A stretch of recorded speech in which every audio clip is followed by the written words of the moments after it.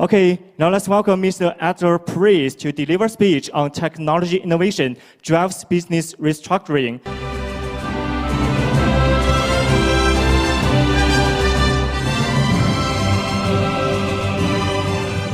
Let me bring you to the 1990s. At that moment, business process reengineering was the most popular business fad.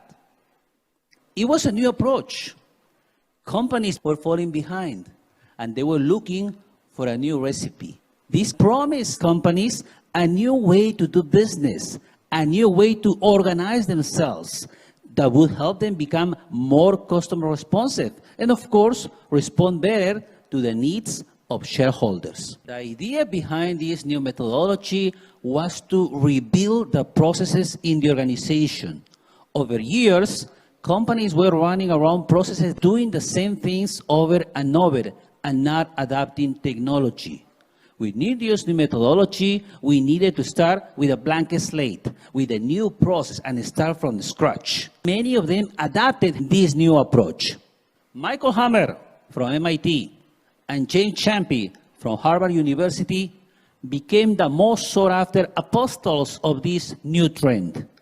In particular, their book, Reengineering the Corporation, became a bestseller.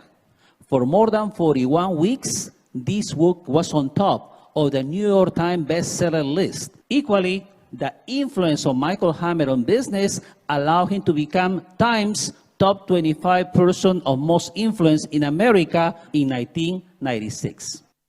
Business process reengineering became one of the most sought-after trends in management. Books, journals, consulting companies adapted this new approach. And companies, of course, were very interested to listen because they were looking for new ways to approach customers. If you were looking at a competition around the world, at that time, Asian companies were getting into American markets. American companies were very interested in improving their performance, which was lagging at that time. The idea behind business process reengineering was to start from a blank slate. There were processes that were already supporting organizations for so long, and that's what BPR wanted to replace. We wanted to organize the company in a new way, serving directly the customers. Companies were becoming sluggish and now responding to new trends. They were not adapting automation, for example, and that's something that business process reengineering emphasized for companies to succeed in the years ahead. The main assumption behind this trend was that processes in the organization were not optimal. That might have been true. Question: why do we need to have optimal processes that might last for decades when the only constant today in the world is change? These are the kids who make me the happiest dad in the world. Even though they were brought up under the same roof, they happen to be so different. My boy, for example, who is 7, likes robots and anything with a remote control. My daughter, who is 6, likes all about pink, all about dolls. And when I was writing this, she corrected me and said, "Daddy, you're forgetting something. I also like to learn about a periodic table." My baby, of course, she's into dinosaurs and singing songs in both English and Chinese. What do you want to be when you grow up? The typical answer is going to be, I want to be a policeman, I want to be a teacher, I want to be a firefighter, I want to be an astronaut. Those are typical answers that kids usually give you because that's what they are watching in cartoons, in the TV, online as well. But guess what? We don't know about the job market in the future because it's changing so fast thanks to the progress of science and technology. So instead of specifically asking them to focus on one particular occupation or potential role, I always bring them the world of the unknown. I want them to be open-minded. I want them to think that many of the jobs that will be successful in the future don't exist today. So I ask my children to be open-minded and to think about big inventors and entrepreneurs in the world. Think about the Wright brothers. Think about Bill Gates, Elon Musk, Chan Jiming. These people actually created new industries. And in the process, they created a plethora of new jobs that never existed before. Can you think about jobs 20 years ago like cloud computing architect, search marketing optimization specialist, big data analyst, for example? Those chefs didn't exist 20 years ago, 30 years ago. Guess what? Today are so popular. So that also tells you that in the next decades, new jobs that we don't know of today will become the most popular and the most relevant for the progress of the world. No type of innovation in technology has been brought to us due to business restructuring. Instead, technology innovation is coming to us thanks to human ingenuity. It was 1940 when Otto Hahn, a German chemist, discovered nuclear fission. The possibility that a single neutron colliding with uranium-235 would be able to decompose the nucleus into two smaller nuclei, barium and krypton, releasing an enormous amount of energy and also 3 additional neutrons. In turn, these neutrons will hit other uranium-235, which in turn would release additional energy and more neutrons, creating a chain reaction. This was an amazing feat for mankind, and that led Otto Hahn to receive the Nobel Prize of Chemistry in 1944. Technology innovation can be thought of as this neutron. When it hits an organization that is probably sluggish, not reactive enough to consumers, technology innovation can cause organizations to go through a similar process, organizational fission. And by that, they can create an explosion, not of nuclear energy, but of organizational energy. If you can look at the case of ByteDance, for example, recently there are reports that the private value of the company is bordering $400 billion US. There is a reason why ByteDance is called the app factory. They started 10 years ago with one single app. What was back then a small feature in that app became another app, and another app, and another app. Today, ByteDance is one of the few companies in the world that can count 2 billion users globally. Let me bring you back to this scene. Zhang Jimin was still not well known. He visited America with other fellow Chinese entrepreneurs. He was invited to give a speech where Facebook, the company that we now call Meta. Nobody thought at that moment that Zhang Jimin would create a company that eventually would rival Facebook in social media and many other aspects. Zhang Jimin's visit to America persuaded him that China was actually onto something, that the decade that was coming would become the Chinese decade for technology companies.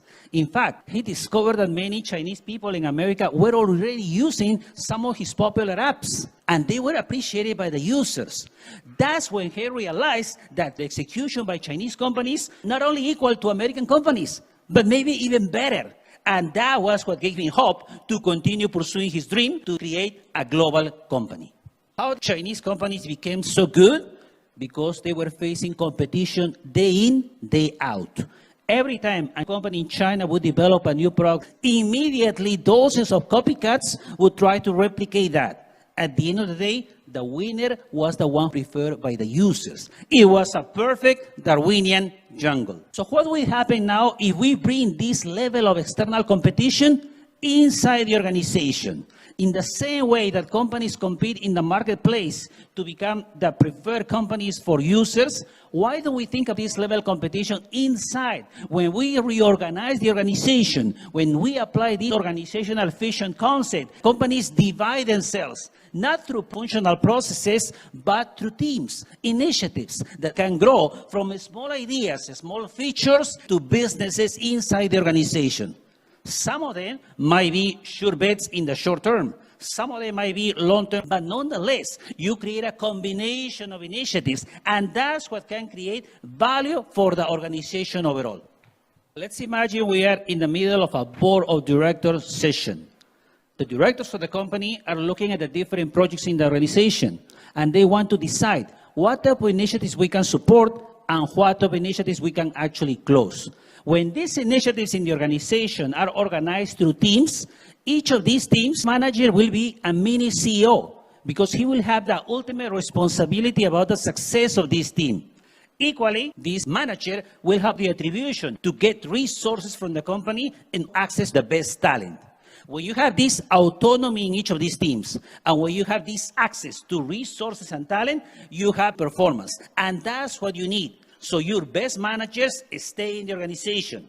They are not afraid of reorganizations or layoffs or downsizing. They see opportunities in a small business inside the organization and they grow it. They expand it and they become successful in managerial roles. So when the CEO of an organization is managing a number of teams, his role is going to be different. Now he needs to assign resources to the most promising initiatives, which eventually will turn into solid businesses. If there are some initiatives that are not performing well, those will need to be closed. The role of the CEO will be the resource allocator in the organization.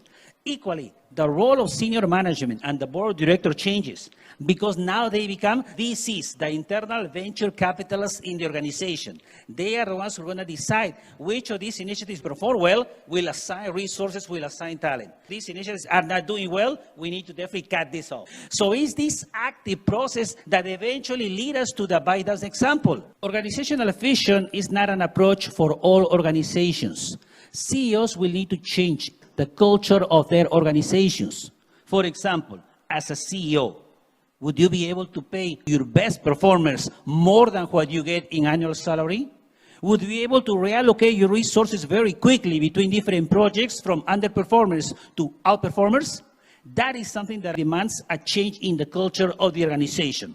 It is a dangerous course, but nonetheless, the rewards can also be enormous. There are only 3 companies in the world that have crossed that $2,000 billion valuation. Microsoft, Apple, and Google, Alphabet. That can only give you an idea how important technology is in the world today. Technology innovation is that neutron that will actually collide in today's sluggish organizations and bring them to the future. That's the only way for SME companies to become the unicorns of today and the giants of the future. Thank you very much. Thanks for Mr. Edgar for your critical thinking and wonderful speech.